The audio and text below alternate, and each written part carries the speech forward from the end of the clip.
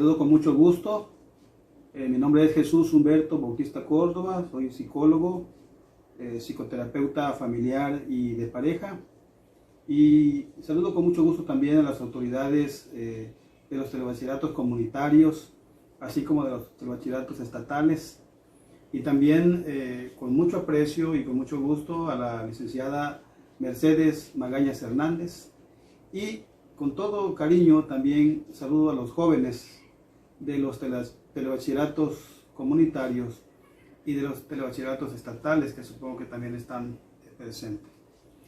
El tema que me gustaría tocar con ustedes el día de hoy, tratar con ustedes el día de hoy, tiene referencia con mis pensamientos, tiene referencias con mis emociones y tiene que ver también con el vínculo que hay entre estos con mis acciones. Quisiera preguntar, antes de meternos de lleno en este tema, quisiera preguntarles a ustedes, jóvenes, ¿en qué escalón se encuentran ustedes hoy?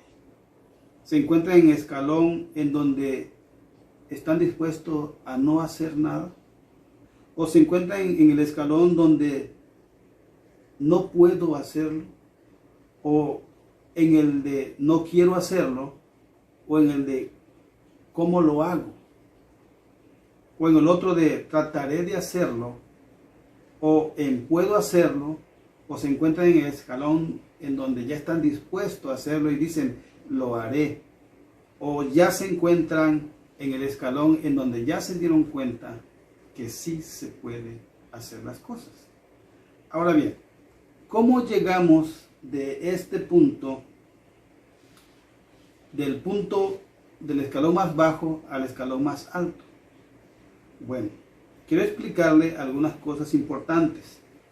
Abraham Maslow, un psicólogo estadounidense, él habla de que todos nosotros los seres humanos tenemos necesidades y que esas necesidades tienen que ser cubiertas, tienen que ir siendo cubiertas de tal manera que al final nosotros podamos lograr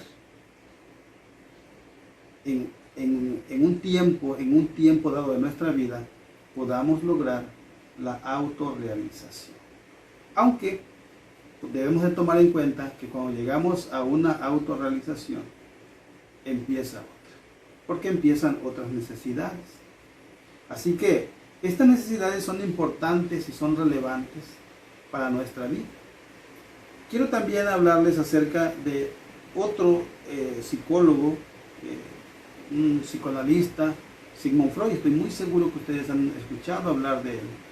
Y Sigmund Freud indica que el infante debe superar con éxito todas las etapas del desarrollo psicosexual, y él los nombra de la siguiente manera: la etapa oral, la etapa anal, la etapa fálica, la etapa del periodo de latencia y el periodo genital.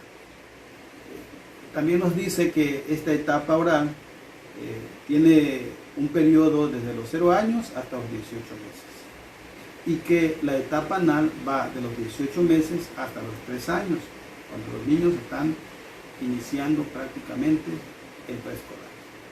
Y la etapa fálica va de los 3 años hasta los 6 años, y que posteriormente en el periodo de latencia prácticamente es hasta los 12 años aproximadamente, y que después de los 12 años entonces viene la etapa genital, que se prolonga prácticamente toda la vida. ¿Qué nos dice Sigmund Freud con respecto a eso? Indica que existen diversos constructos de la personalidad que se van formando, en el cual su expresión e interacción son modeladas por las experiencias del infante.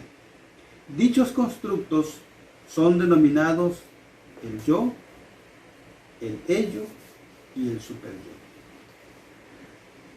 El analista, vamos a ir definiendo o explicando un poquito acerca de esto. Por ejemplo, cuando hablamos del yo, el yo es analista, es racional e intenta conciliar entre el ello y el superyo. ¿Por qué? Porque cuando hablamos nosotros, cuando hablamos del ello, se refiere a la mente que se basa en el funcionamiento o en las normas sociales morales. Y cuando nosotros nos vamos a ese extremo, entonces podemos pensar de una forma muy rígida, de tal manera que si los padres no satisfacen las demandas de los niños en esa etapa,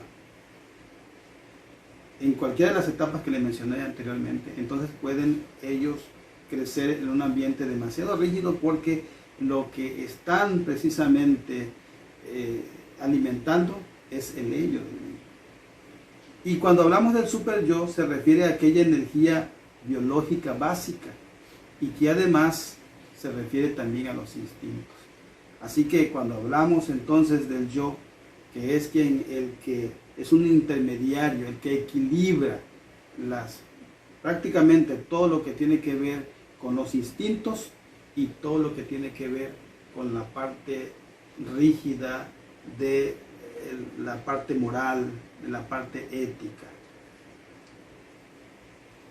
Bien, cuando nosotros somos niños, normalmente nos imaginamos, y no solamente nos imaginamos, sino también jugamos, y jugamos a ser pilotos de avión, jugamos a ser astronautas, jugamos a ser músicos, cantantes, intérpretes, jugamos, ¿por qué no? También jugamos a ser taxistas, a ser choferes, y no hay límites en nuestra imaginación. De tal manera que, fíjense ustedes que cuando somos niños, nos miramos en el futuro como lo que podemos llegar a ser. Y nos fascina esa idea. Ahora, ¿qué sucede? ¿Por qué cambian nuestros pensamientos? ¿Por qué cambian nuestras ideas? ¿Por qué cambia mi proyección a lo que puedo llegar a ser? Bueno, tiene una explicación, y esta explicación tiene que ver que somos un poquito de todos los agentes de socialización. Hay muchas personas, muchas instituciones que interfieren en nuestra vida y que de alguna manera nos van educando. Ahora bien, ¿qué es un agente de socialización? Un agente de socialización no es más que el contexto en el cual el individuo se desenvuelve y del cual aprende y también socializa. Ahora fíjense ustedes, el primer agente de socialización en nuestras vidas, lógicamente, es nuestra familia. Luego está la escuela, que es otro agente de socialización. También está la religión. Luego nos encontramos también con los grupos de referencia. ¿Cuáles son los grupos de referencia? Bueno, todos aquellos grupos que de alguna manera influyen en mi vida y me proyecto, me identifico con esos grupos. De tal manera que mis actitudes, mi forma de pensar, mi forma de vestir y lo que quiero llegar a ser tiene que ver también con esos grupos de referencia. Y por supuesto están los medios de comunicación que, queramos o no, son un agente de socialización que tiene mucho poder, y mucho poder a veces de control. Y por eso les digo que a veces nos perdemos en esa infinidad de aprendizaje y cambiamos nuestra manera de pensar de acuerdo a los agentes de socialización en los que nosotros nos movemos y que influyen en nuestra vida. Ahora bien, lo que nosotros pensamos y lo que sentimos y lo que hacemos están vinculados. Porque imagínense ustedes, piensen en un profesor o en una profesora. Un profesor que te trata bien, que te habla con gentileza, que sientes que te enseña bien y que es muy humano. Entonces, ¿qué sientes al pensar en ese maestro, en esa maestra? Por lo tanto, eso que tú sientes se va a traducir en una acción. ¿Por qué? Porque te va a dar deseos, te van a dar ganas de poder realizar tus trabajos, te van a dar ganas de ir a la escuela, te van a dar ganas de estar en su clase, te van a dar ganas de hacer sus investigaciones. Pero si tú piensas, por ejemplo, en un profesor que desde tu punto de vista es un profesor muy gruñón, es un profesor o una profesora que siempre llega de mal humor, que no te explica, que tiene ciertas características que no te ayudan a crecer, que no es humano. Entonces, tus emociones que estás generando son emociones de rechazo, son emociones de enojo o de miedo tal vez. Y eso está provocando que tus acciones entonces sean diferentes. Acciones en las que posiblemente no quieras llegar a la escuela, posiblemente ni quieras hacer tus trabajos. Y cómo están vinculados todos estos. Ahora tenemos pensamientos que son pensamientos automáticos y también tenemos nosotros creencias nucleares que vamos a ver un poquito más adelante. Ahora, los efectos que los pensamientos positivos y negativos ejercen sobre las emociones y las conductas las podemos ver de la siguiente manera. El pensar bien, el sentirse bien, de acuerdo a este autor que se llama Paul Starr, él en su manual práctico de terapia cognitiva conductual para niños y para adolescentes nos presenta de la siguiente manera. Y él nos dice que a lo largo de nuestra vida tenemos problemas. Y tenemos problemas que forman una parte cotidiana de nuestra vida. Y estos problemas pueden ser con nuestros padres, estos problemas pueden ser con nuestros amigos, estos problemas pueden ser con nuestra pareja, en el centro escolar, en nuestra escuela, en nuestro trabajo. De hecho, prácticamente en todas partes podemos nosotros encontrar situaciones de problemas. Ahora, el problema en sí no nos va a hacer perder lo que nosotros tenemos ganado en las diferentes esferas, sino lo que nos va a hacer que nosotros claudiquemos en lo que estamos haciendo va a ser precisamente nuestra forma de pensar, cómo nosotros encaramos ese problema y cómo lo resolvemos. Y por supuesto, esto tiene que ver con lo que yo les decía al inicio. Todo lo que nosotros, todo lo que sucede en nuestras vidas, todas nuestras necesidades que nosotros tenemos en nuestras vidas, sobre todo en la etapa de la niñez, si no son cubiertas adecuadamente, van a traer consecuencias, y a veces consecuencias graves, ya en la etapa adulta, sobre todo en la etapa adulta, pero también en la etapa de la adolescencia.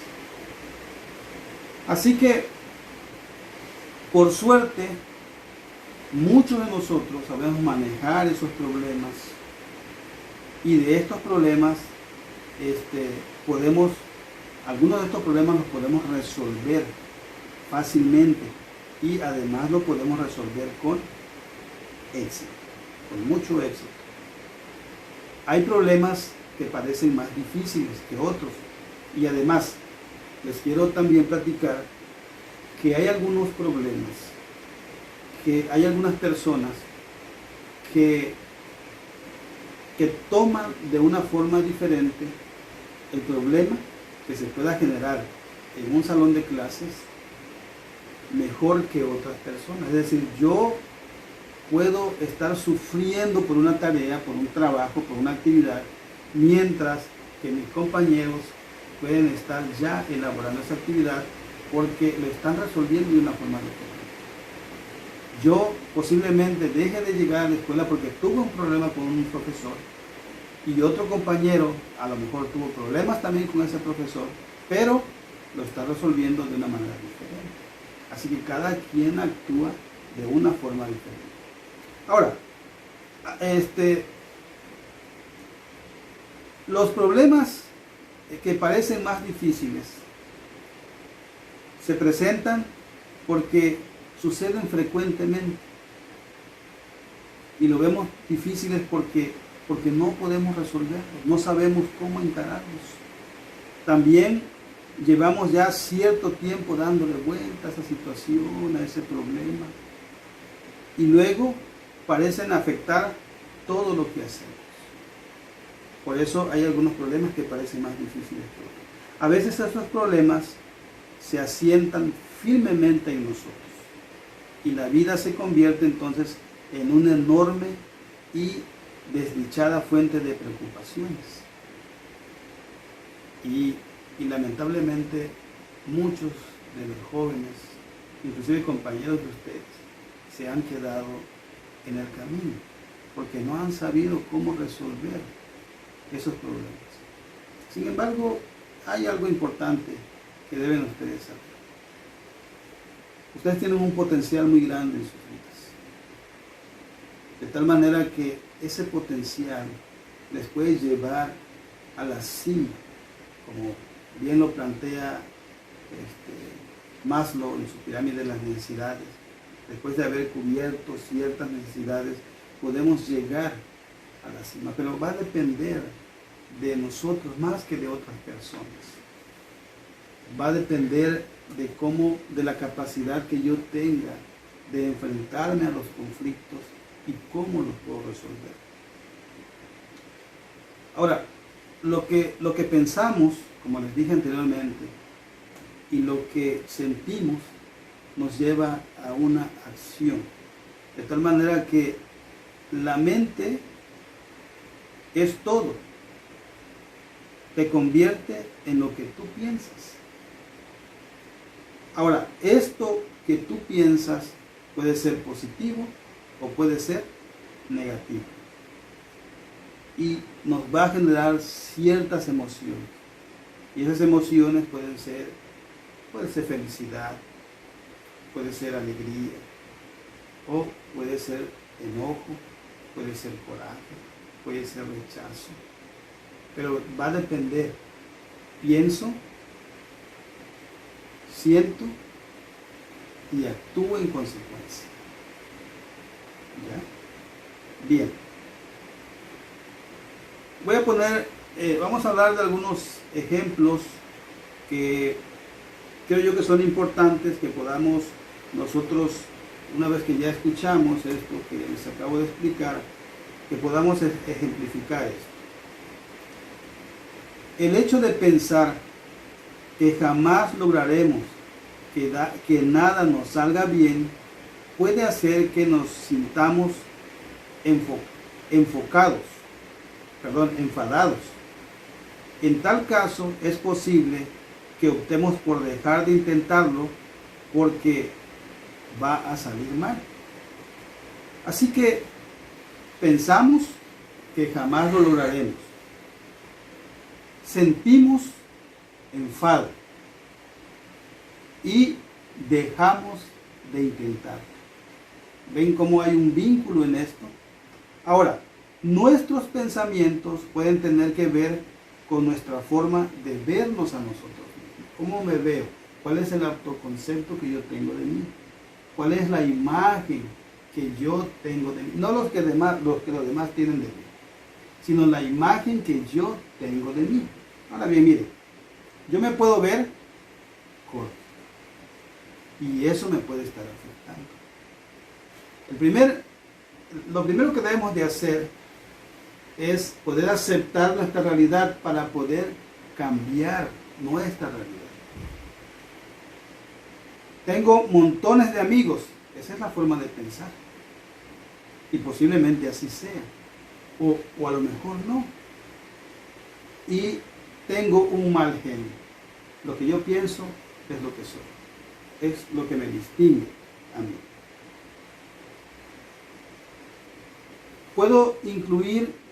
Pueden incluir nuestra forma de ver lo que nos espera en el futuro. Por ejemplo, nadie va a querer jamás salir conmigo.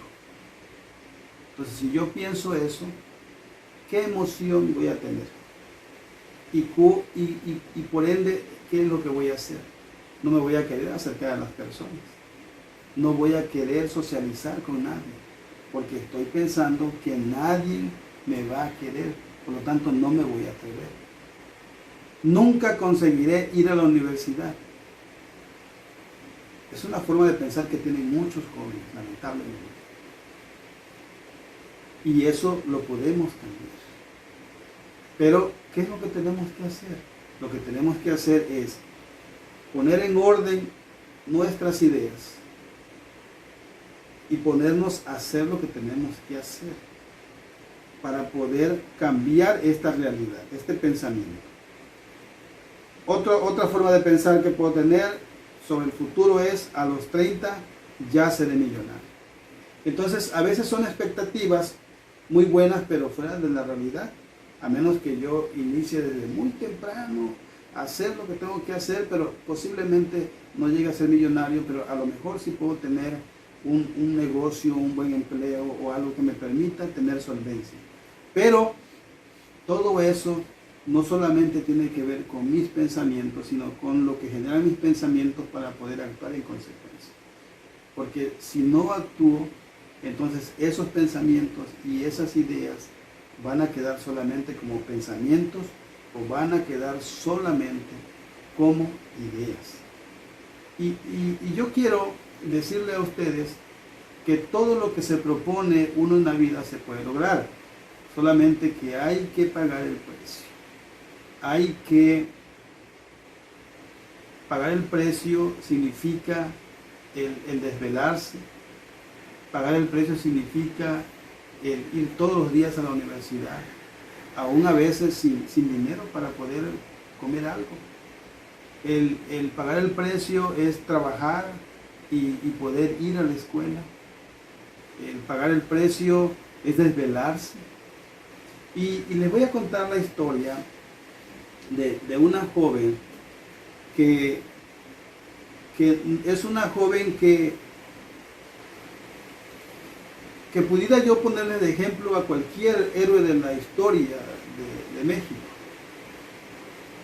Pero voy a poner de ejemplo a alguien que es real además, y que les voy a poner de ejemplo además a una persona que ha pagado el precio. Le voy a comentar de alguien que se llama Maximiliana Santos. Si ustedes quieren pueden buscarla en Facebook y van a encontrar ustedes la historia de Maximiliana Santos. Ella es de un lugar que se llama Bache, del estado de Chiapas, una comunidad que se llama Chamula, Chiapas. Su lengua materna es el tzotzil. Ella tuvo un primer reto, y este primer reto le trajo consecuencias, porque al final de cuentas, cuando ella se iba a graduar junto con otras jovencitas, ella explica que cuando se iba a graduar con otras jovencitas, su director había planeado que pudieran llevar un tipo de uniforme, de traje especial para ese día. Y ellas, las jovencitas, no estuvieron de acuerdo con el director, porque ellas querían llevar su traje típico del lugar donde ellas vivían. Y entonces se pusieron de acuerdo y dijeron: bueno, vamos a ir con nuestros padres y le vamos a comentar lo que queremos hacer. Y entonces fueron con sus papás y le dijeron: vamos a llevar para la graduación nuestro traje típico. Y sus padres entonces le compraron los trajes típicos a las jovencitas. Llegó el momento en que el director reunió a los padres de familia y entonces les explicó cuál era la idea de cómo iba a ser la graduación y también el traje que iban a llevar. Y los padres entonces se enojaron mucho porque ellos ya habían comprado los trajes y no era el que el director les estaba diciendo. Después de intercambiar ideas, finalmente los padres pudieron ponerse de acuerdo con el director y el director cedió y las niñas pudieron llevar ese traje. Después de terminar la graduación, los niños fueron a sus casas, pero los padres estaban muy enojados con los niños, sobre todo el papá de Maximiliana Santos, el cual le dijo a Maximiliana: discúlpame, pero ya no vas a seguir estudiando, por esto que nos hiciste a tu madre y hemos tomado la decisión de ya no vas a estudiar. Entonces fíjense ustedes cómo ella piensa y siente y en consecuencia actúa. Ella piensa que ella no se merecía no estudiar. Ella quería ser diferente, quería romper con la dinámica social que en ese momento existía en ese lugar donde ella vivía. Y estaba destinada a que, ella lo dice de esta manera, estaba destinada a poder ser vendida con una persona que posiblemente ni conocía y que no estaba dispuesta a ser maltratada ni ultrajada y que tampoco estaba dispuesta a trabajar en el campo como todas las mujeres lo hacían de ese lugar. Así que ella decidió irse de su casa. No estoy diciendo que ustedes hagan lo mismo, sino lo que estoy dando como ejemplo es la capacidad de una niña de 12 años para rechazar algo que desde su punto de vista era injusto. Y entonces decide irse de su casa. Salió en la noche y se fue a casa de un hermano cerca de la comunidad donde vivía. Y allí le pidió alojamiento a su hermano y le explicó cómo estaban las cosas. Y su hermano, bueno, no de muy buenas ganas, le dio oportunidad, pero tenía que trabajar. Y entonces ella se enfrentó a un primer reto después de la situación que vivió en su casa. Se enfrentó a la discriminación. Ella no sabía hablar español. Y la secundaria a la que ella se inscribió hablaban español. Así que fue objeto de burla, fue objeto de bullying. Y muy a pesar de ello, ella no desistió, porque no estaba dispuesta a regresar del lugar donde había escapado, porque quería salir adelante. Ahora bien, después de esto, ella terminó su secundaria, y en la secundaria dijimos que le fue muy mal. Y uno de los apelativos que le decían a ella era India, con mucho desprecio, tuvo muchos problemas. Y muy a pesar de eso, salió de la secundaria y se enfrentó a un segundo reto. En el lugar donde estudió la secundaria no había preparatoria. Así que se fue a San Cristóbal de las Casas, donde vivía su otro hermano. Y allí también platicó con su hermano, le pidió alojamiento y su hermano también le ayudó, pero tenía que seguir trabajando. Y ella, estando en la prepa, trabajó en muchos lugares y el primer salario que ella ganó fue de 5 pesos. Y entonces en la prepa también se enfrentó a burlas y se enfrentó a discriminación. Pero ella estaba dispuesta a seguir adelante. Iba en la mañana en la prepa y en la tarde trabajaba.